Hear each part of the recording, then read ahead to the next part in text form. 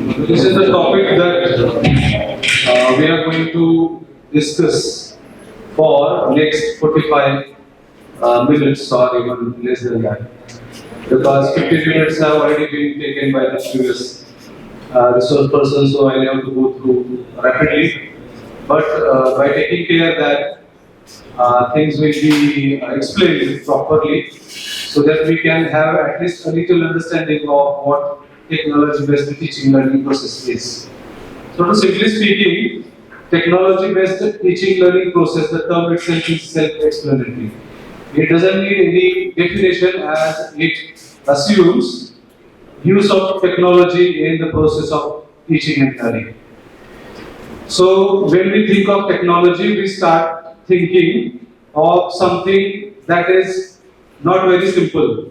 The word technology itself is complicated and confusing, because when we say the word technology, the very first reaction that every teacher has is, yeah, I cannot do anything with the technology, or I cannot use technology when it comes to the process of teaching and learning. We have limited access to technology, and apart from that limited access, we use only limited tools of technology that can be employed in the process of teaching learning in order to make it more and more immersive and interesting.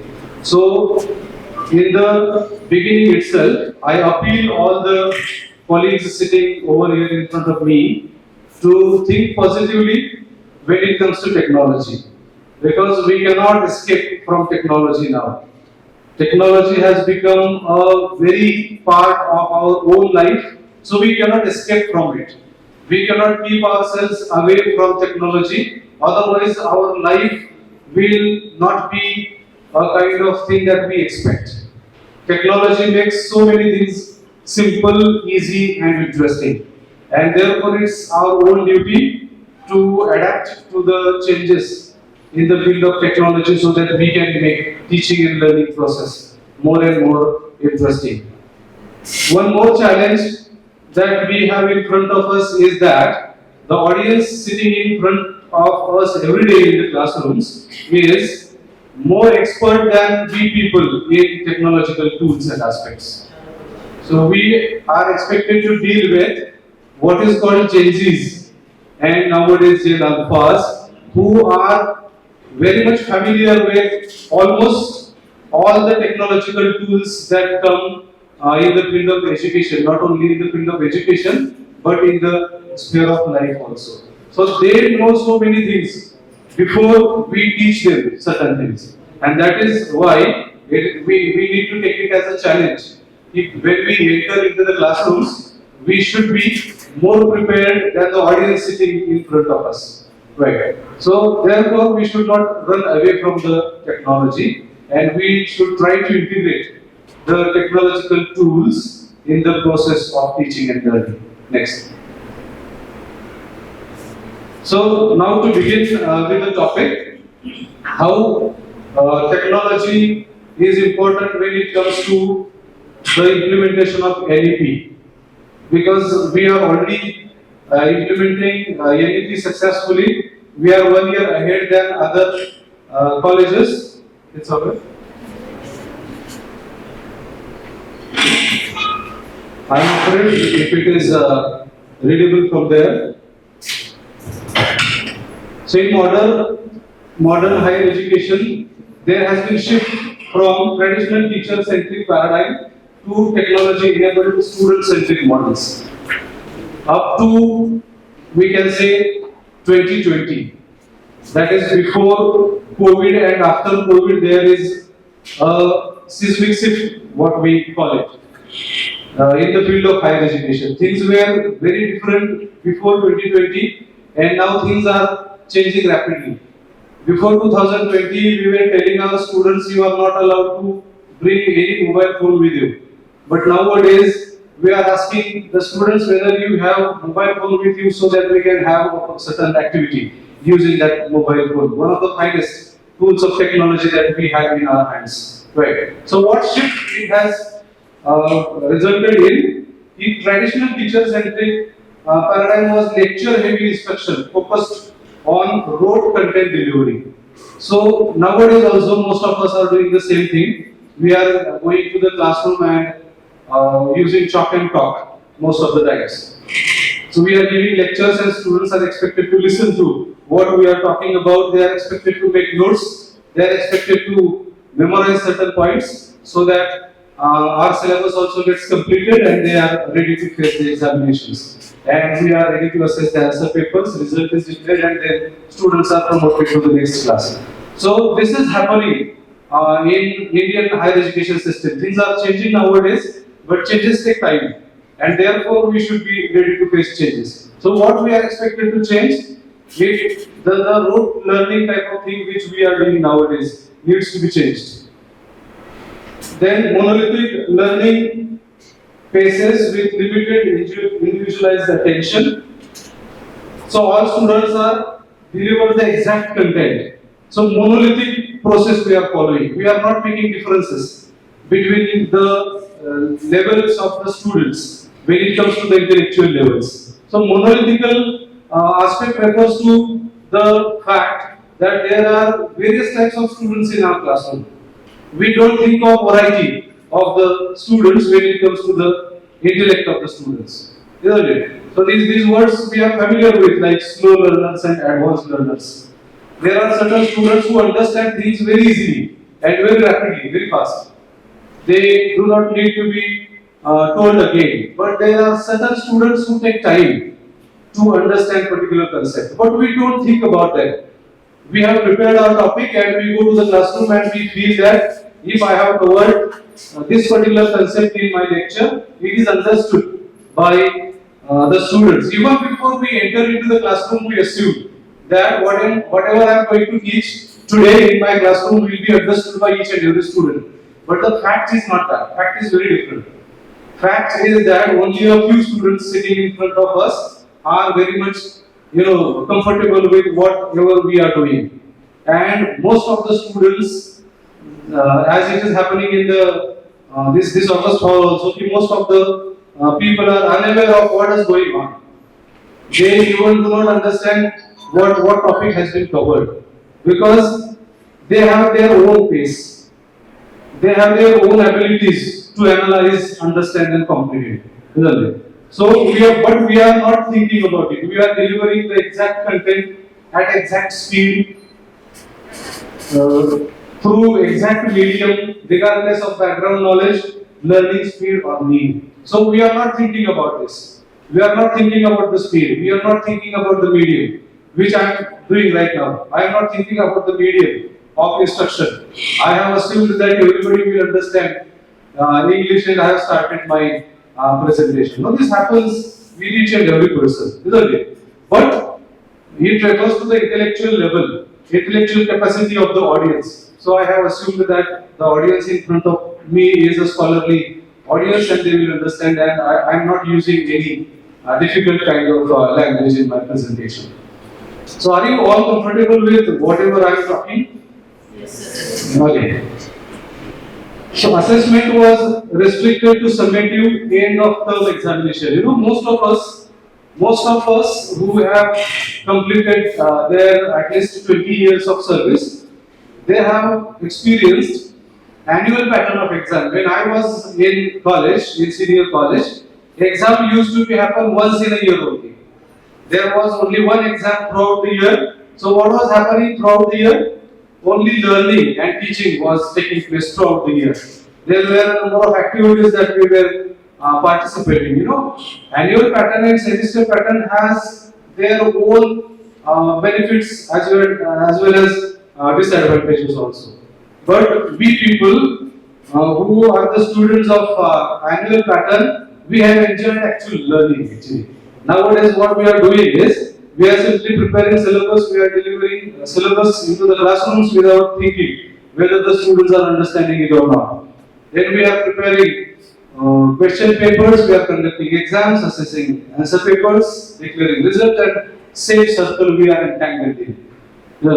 So those who have taken examination in annual pattern were actually the lucky students because they were got to learn so many things. There were activities. which I can even tell here, like there were activities which we as teachers are not able to give to our students, isn't it? Because we have so many other things to do also apart from teaching. Nowadays, teaching has become one of the tasks that we are expected to do. There are other tasks. Most of the times, other tasks are more important than teaching itself. And actually, this is the trauma that we are experiencing nowadays. So, assessment method, to summarize, end of the term examinations. So, it was annual pattern examination in the conventional kind of, traditional kind of learning, that was teacher-centric paradigm, confined to physical classroom learning environment.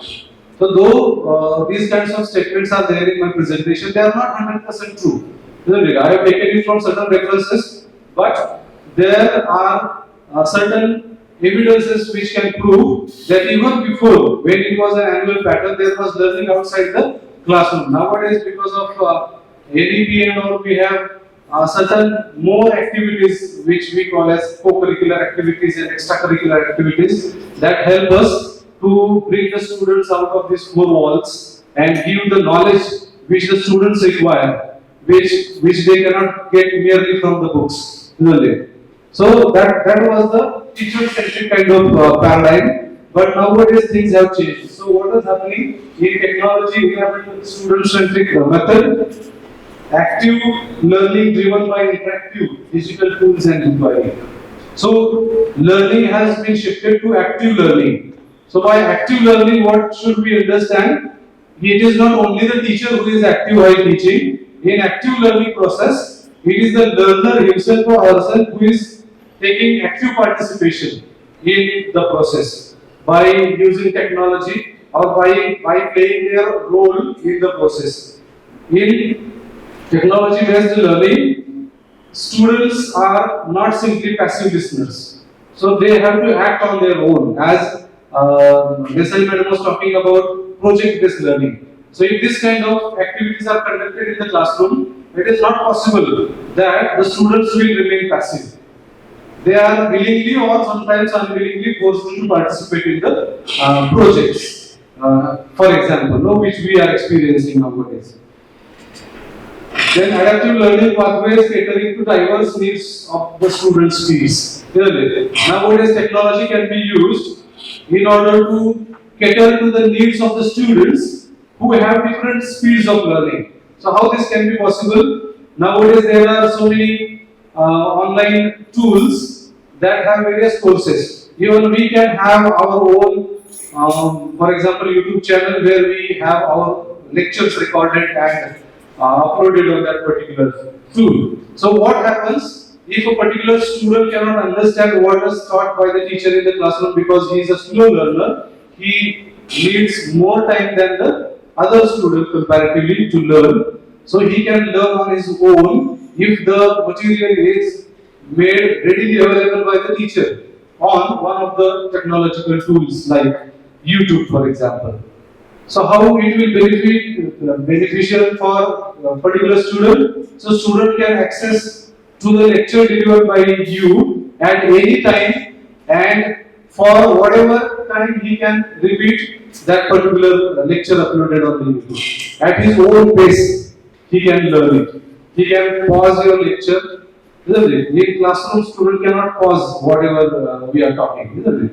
Even if they ask a question in between, most of the teachers get angry because they think that he is disturbing me by asking questions, isn't it? So therefore, students are afraid actually of the teachers. But if the video of the teacher has been uploaded and if the student is watching that video sitting at his home in a cozy and comfortable atmosphere, environment, then it is possible that he will listen to the concept again and again.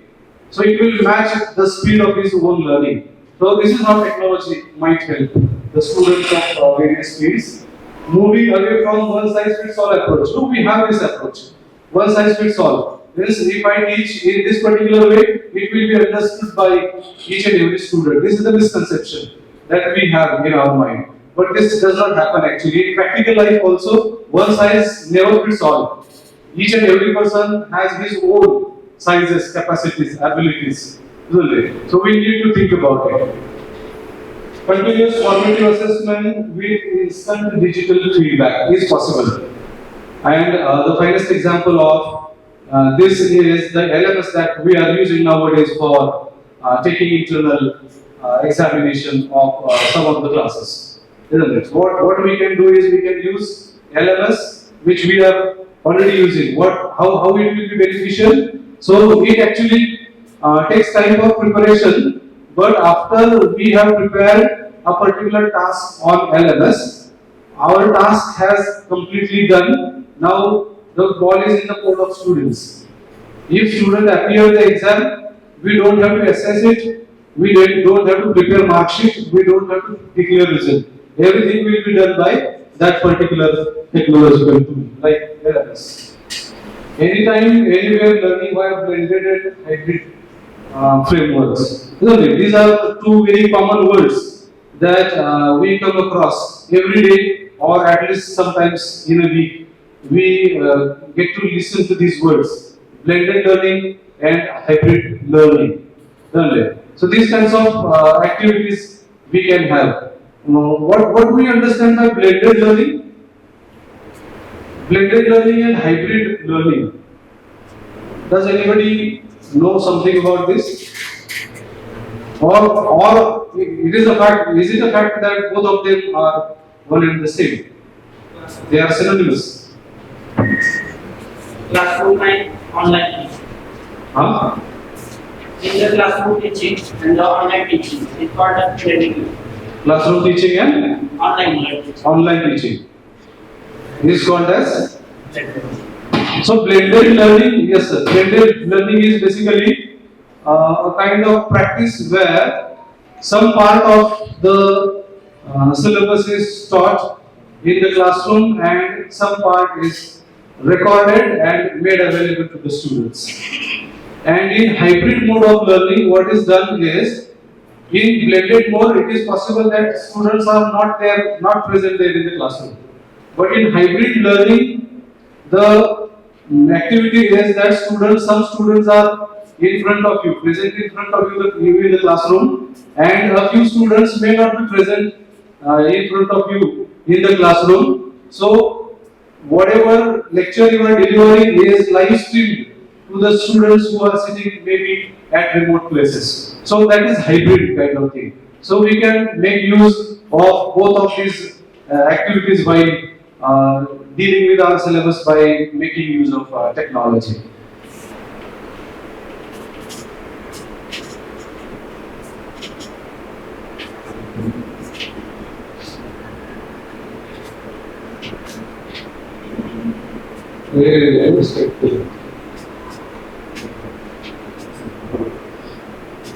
So when we use technology in order to learn and teach, I am not simply saying teach, we need to learn also, and then we are expected to teach. So the data that is available on the technological tools and websites, how we can retrieve and how we can utilize that particular data for the betterment not only of the teachers but of the students also. So this particular circle talks about the process when we retrieve data from the online tools and a number of websites, and nowadays AI tools that we are using like Gemini and ChatGPT and whatnot. So the data inquiry circle starts with planning and design for data collection. When we are expected to deal with a particular topic in our syllabus, before a few years, there was no any other option than the library. Library do not have option today also. Library cannot be replaced, isn't it? But still, the frequency of visiting library has become lesser because of the data that has been made available online. So when we think that now I am going to use technology or I am going to integrate technology while teaching this particular topic tomorrow or in the next week, the activity starts with planning and design of data collection. So when it comes to data collection, there is an issue of authenticity also. When you type a single word in any of AI tool or even search engines, you get thousands of pages open in front of you.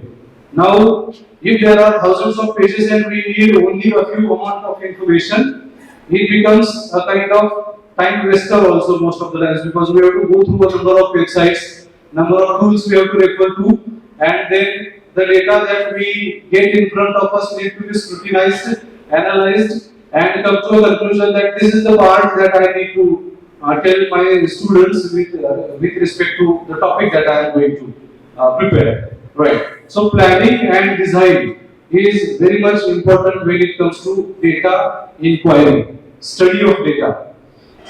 Second thing is data collection. Once the data collected, we need to organize it, isn't it? Otherwise, what happens? We simply download PDF files nowadays. I am observing. Many of the teachers are doing the same thing. We download PDF material that is readily available on Google search engine if we type.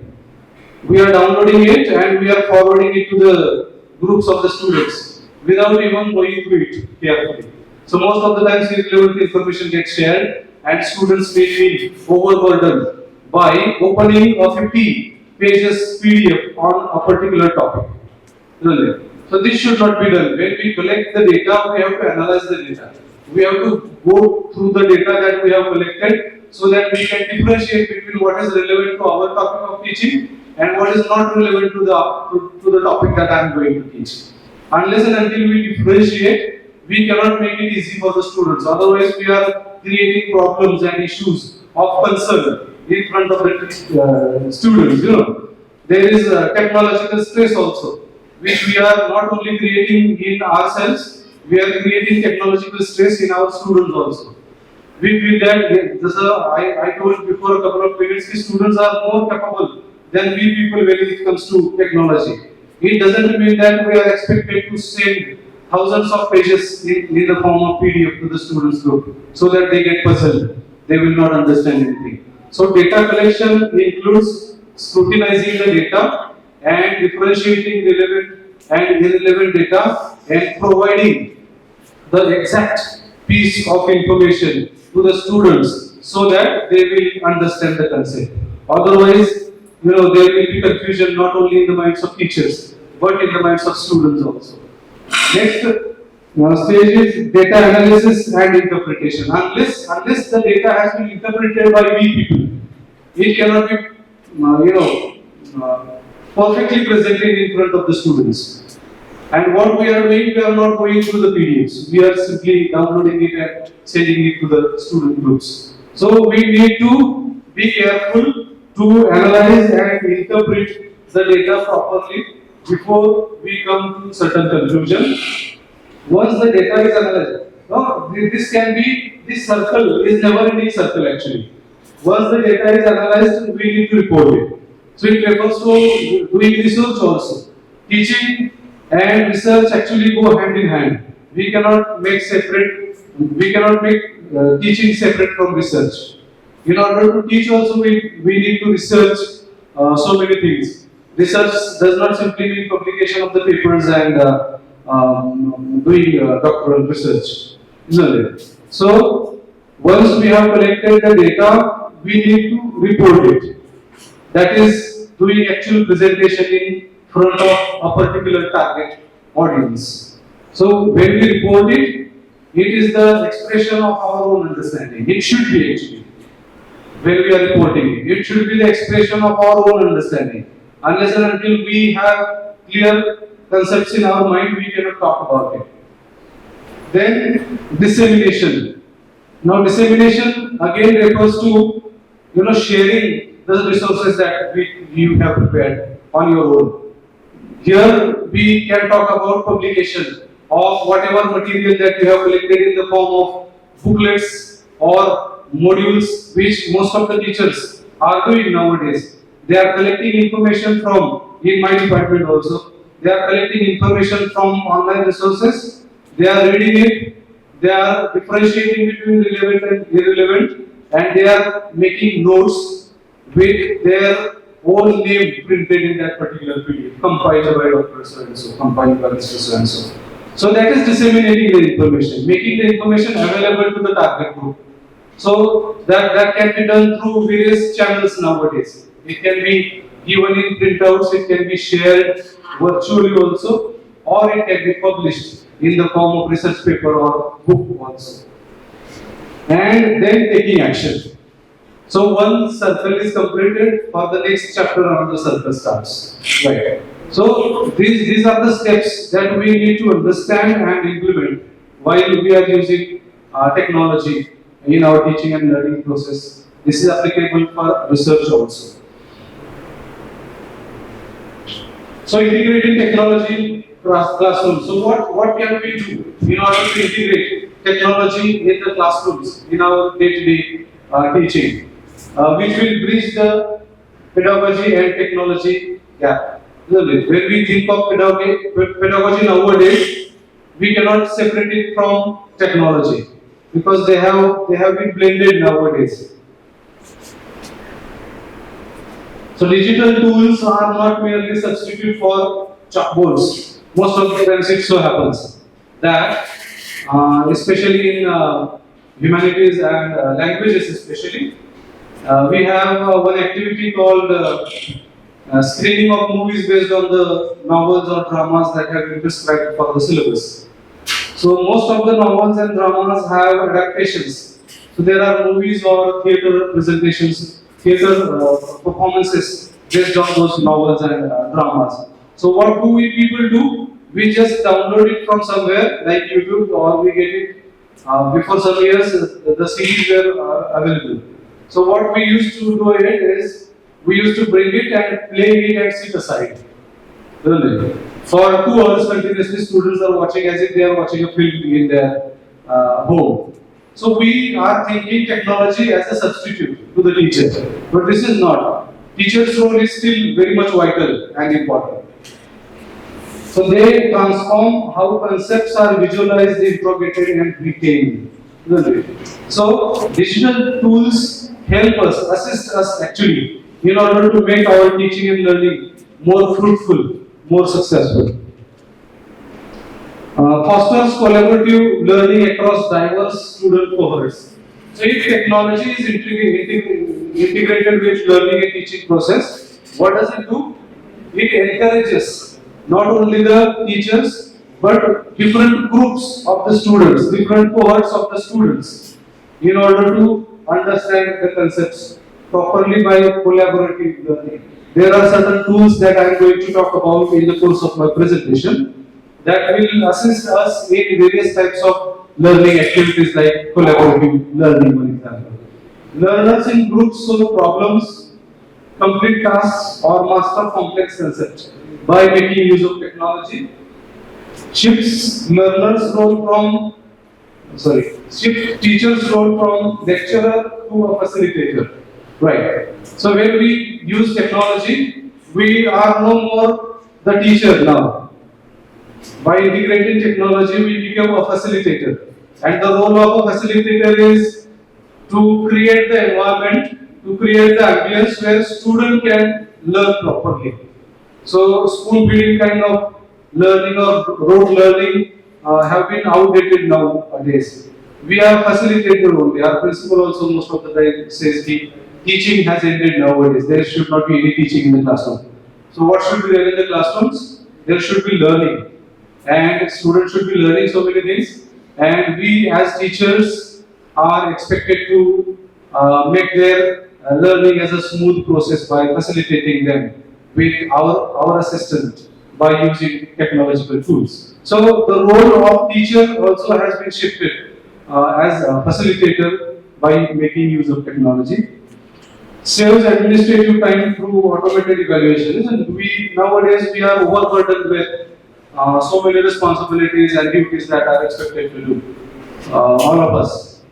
So if we are able to make effective use of technological tools, it can save our time also, really, which we are expected to spend in administrative kind of tasks, or most of the times we call them as routine kind of tasks. For example, assessment. Assessment can be done easily by technological tools, LMS we are using. prepares learners for tech-driven workplace environment. Now, when our students go out of the compound of our college and when they enter in the corporate world, most of the times the bridge or the gap between the campus and corporate is so vast that they cannot adjust to the changing situations. Most of the students, even who take admission for first year in our college, have not seen computer laboratories, so big computer laboratories. So technological tools they are not familiar with, and they get baffled when they enter a big computer lab in our college, because in their schools and junior colleges in remote areas it is possible that they do not have computer labs. For example, very basic kind of things, isn't it? So if we are making use of technology, students also will be technologically driven and they will be familiar with the technology which will help them throughout their life, not only as a student or in a student life. Supports interdisciplinary research and study projects. Technological tools can be used in the classroom in order to support a number of interdisciplinary research as well as study projects that we are asking the students to submit nowadays. Actually, the projects that we are about to get from the students, or the students are actually expected to submit as a part of their credit framework completion. So we are doing very superficial things actually. We, in the sense we, I am saying, not you, including me. We are doing very superficial things. We are asking students to prepare a project on a particular topic. Student asks us what topic I should select. Then we have a list of topics with us. Isn't it? This is same for all, not only arts teachers. Same for science and commerce teachers also. We have a list. Isn't it? Please stop me if I am wrong. We have a list of the titles of the projects. We provide it to the students, and students are asked to choose topics from this particular list. Then the next question student asks is, sir, this is the topic which I feel that I can prepare a project. So what should I do next? So our very scholarly colleague gives them certain links, titles, names of the websites, or as I have already told you, students are more advanced when it comes to technology. So they have their own facilities which they utilize and they come with a project. We do not read projects. Do we really read projects submitted by the students? No. But we know that the students have used the technology. Otherwise, they would not have been able to prepare that particular project. So how they prepare the project? We tell them use ChatGPT, use Gemini, and prepare the project. Isn't it? There is no need nowadays. Again, it will be a negative sentence. We do not tell students to go to the library, collect resources, collect reference books. We don't tell them that. We tell them shortcuts, because it is up to we people also whether the student has submitted the field project or research project or not.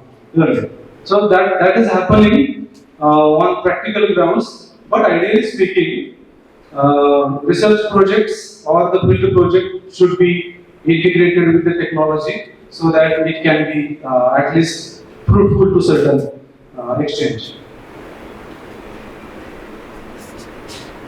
There is a TPAC framework actually that every teacher should know when technology is to be integrated with teaching learning process.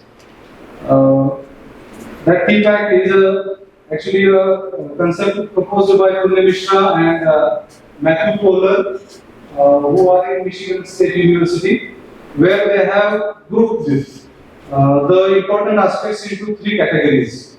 Right. So first is content knowledge, CK. So deep domain expertise in subject matter, whether literary theory, corporate accounting, or whatever specialization. So before we start thinking of making use of technology, we should be mastering our own subject. Technology will not help you to explain the concept. Technology will be a medium which you are going to use. Isn't it? Technology will not replace the teacher. Actually, teacher will not be replaced by technology.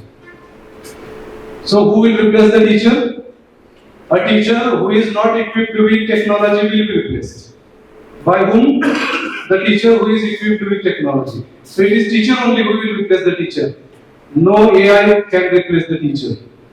So teacher with AI tools in his mind will replace the teacher. So that is why it is necessary that we should be well versed and literate when it comes to technology. So before we are using technological tools, content knowledge is very important.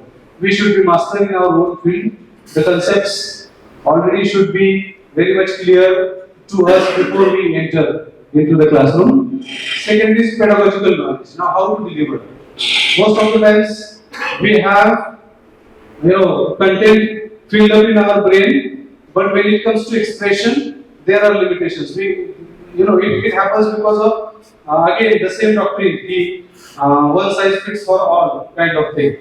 It is not the fact. Every person has his own abilities. It is possible that a particular teacher reads only 5 lines and can speak for 15 minutes. And there are teachers who read 15 pages but cannot speak for 5 minutes. This is possible, isn't it? So we should be very much aware of the pedagogical knowledge also, how to deliver the content that we have prepared. Whether the content that I have prepared will be delivered properly to the students, will they understand? So what are the pedagogical practices that I am expected to utilize in order to make it more fruitful, in order to make it comprehensible for the students. So understanding the processes, practices, strategies of teaching, assessment, classroom management are the things that come under the umbrella of pedagogical knowledge. We should know. And these kinds of actually FDPs make us aware with the pedagogical knowledge. We can use project-based learning or we can use certain tools in order to make our teaching effective and learning successful. And third is technological knowledge. Isn't it? Unless we have technological knowledge, content knowledge and pedagogical knowledge will not be of any help. And that is why I am saying that we should be literate when it comes to technology. Technologically illiterate person will not be a good teacher nowadays because students expect more from we people. It is actually a very, we can say, outdated practice to give notes to the students nowadays. Do you remember your teachers teaching you and giving notes in the classroom? Are you doing the same thing? I remember that my teachers used to come with a notebook, very old, like a historical document. And notes were written in that particular historical document. Teachers used to come in the classroom. First 10 to 15 minutes, he or she will give lecture, and remaining half an hour, we were expected to write it down in the notebooks, isn't it? So teacher used to read it, and we as the students were used to listen to it and write it in our own notebook. So that was the practice before 20 years or say. So we should not be so outdated for using 20 years old practice. So what we are expected to do is we should be technologically literate. We should have technological knowledge so that we can choose different channels than taking it down in the notebooks. Isn't it? So mastery of digital tools, or at least mastery of digital tools, is possible if we are using digital tools again and again, or if we make it as a part of our daily routine. It is possible that we can master certain digital tools. For example, we have mastered LMS now. At least for conducting quiz, we have mastered LMS. We can conduct quizzes on LMS. But LMS provides a lot more facilities than only to conduct online quizzes. So nowadays, slowly we will be able to use LMS to its 100% capacity by inventing by IQAC and the college administration, as the decisions will be taken. So we will be using LMS with the fullest capacities. So technological knowledge refers to mastery of digital tools, software platforms, educational technologies, to enhance instructional delivery. So it helps us to enhance the way we are teaching, to upgrade the way we are delivering the content, isn't it? So this is called as a TPAC model, TPACE framework. Right. We'll skip it because of time constraints. So digital infrastructure and LMS. So how LMS ecosystem can be integrated with teaching and learning process. Not only teaching learning, even assessment process also. So centralized content repository. LMS can act as centralized content repository also. Is whatever material that we are providing to the students through LMS, whatever quizzes we are conducting through LMS are stored, are deposited there, and that is why LMS is called as centralized content repository. So whatever quizzes that we have conducted using our own LMS have been stored there. So it has become a repository of quizzes of various subjects prepared by various teachers. Automated assignment delivery. So we can set the time even as we already have done this practice. So how automated assignment delivery is possible? Set up submission portals and build in deadlines, isn't it? We are doing this practice while we are using LMS for quiz of 20 marks. Rubrics we can form in LMS in order to analyze the performance of the students. Automated plagiarism detection tools also are there in LMS nowadays. So we cannot say that this has been prepared by me. We have to give due credit to the sources from where we have taken the material and we are providing it to the students. Grade books and progress tracking also is possible by using LMS. We are about to use this facility of LMS from the current academic year.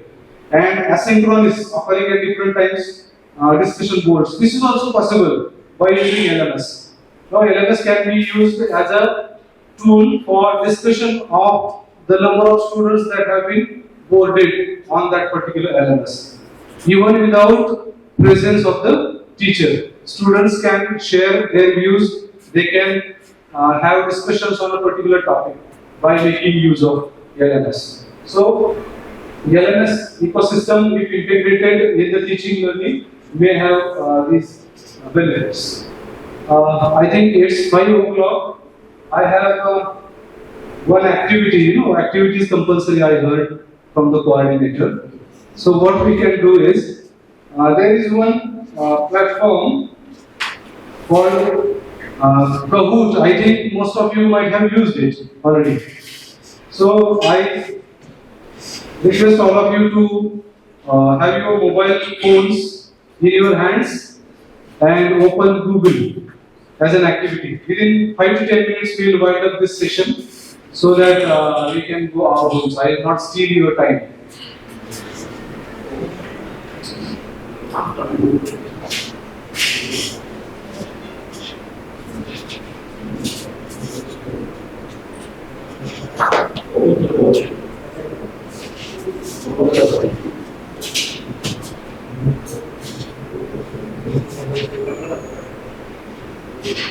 Have you opened? Actually, I wanted to show it here online, but because of certain software, my laptop cannot be connected to this system. So I just dictate and you are expected to follow what I am saying. We are about to prepare a quiz by uploading a PDF. Make sure that you have a PDF in your mobile. I should have told you before, but because of time constraint, I could not tell. So open your smartphones, go to Google and type Kahoot. Kahoot.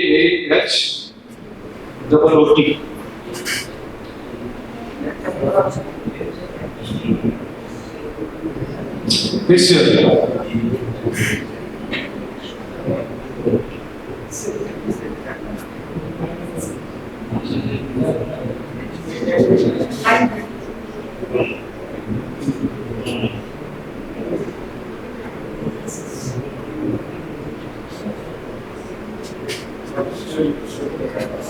Then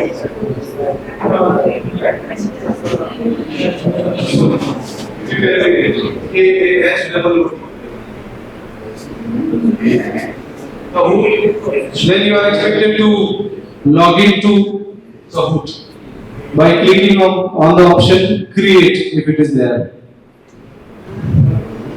As a part of this activity, once the quiz is prepared, you have to take screenshot and share it to my personal number. You can share, or you can share it on senior KBP also. Right, as a part of the activity. So once we log in, or if you do not have account, you have to sign up. Right. This is the relevant process.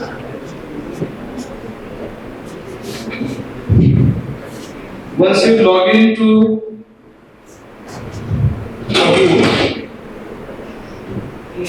there is an option called create.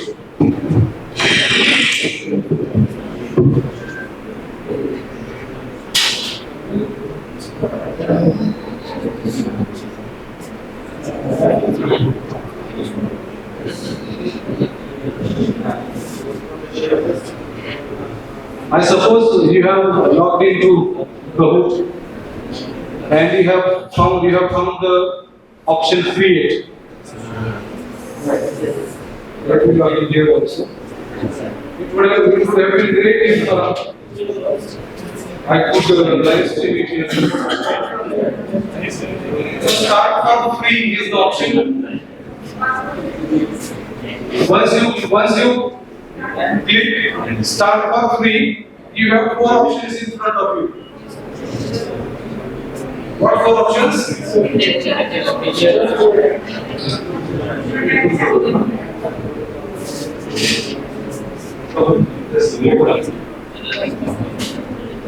First option is teacher, second is professional, third is student, and then family and friend. Isn't it? Then we have to click on the teacher option. We get 5 more options. So, second. We have options school, higher education, school administration, business, and other. So obviously we have to click higher education. Start for free in this column.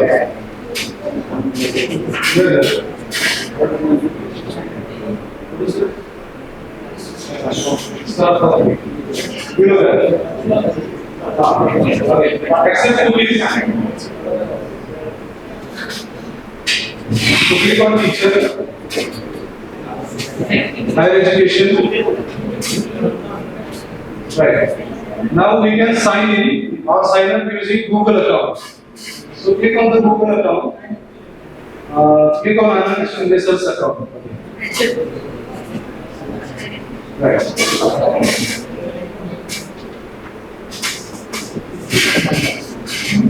Yes, continue the account. Now we have the option create in the right column. Right. I suppose you have reached this particular step. Most of you at least, not all, but most of you might have reached this particular step. Now click on create and click on Kahoot first option. First option. Right. And here we have 2 options. Click on the first. PDF to Kahoot.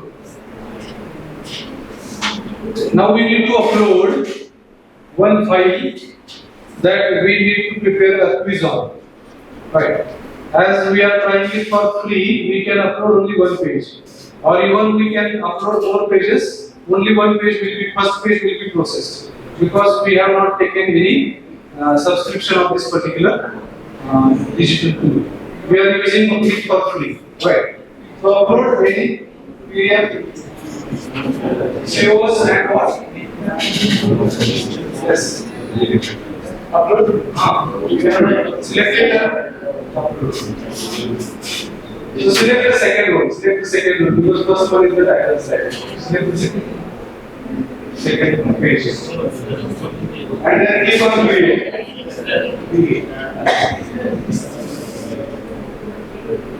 Next time questions.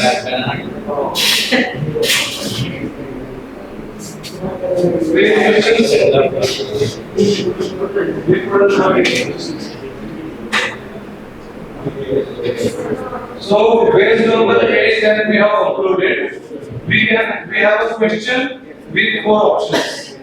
Right. So very easily. Otherwise, on our LMS also. So what you are expected to share this screenshot. If you have this page on the screen of your mobile phone, you have to take a screenshot that will be used for assessment process of this activity.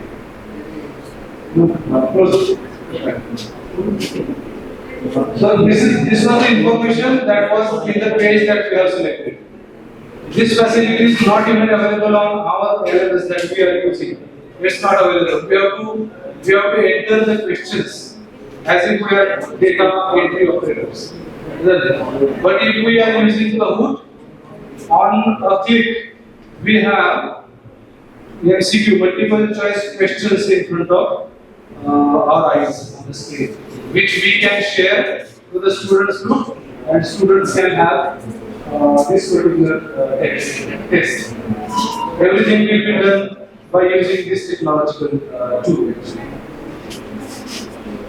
Right?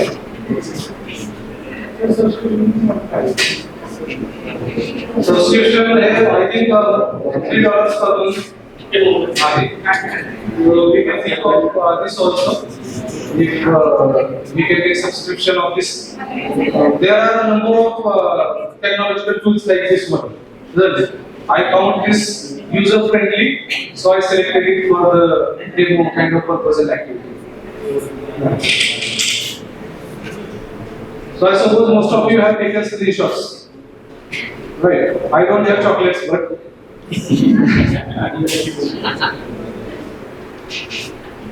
okay. Actually, there are more slides in the presentation, but let us make it a day because we are running short of time. How much time do operations you have? There is a lot of questions we can have. So,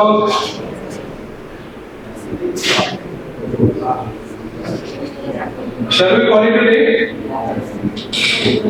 So I thank our principal, Dr. P.P. Zadar Sahib, for organizing this activity. And again, I thank Dr. Anand Shinde sir for providing me this opportunity to interact with you people and to express my views on how we can blend or integrate technology in our teaching learning process.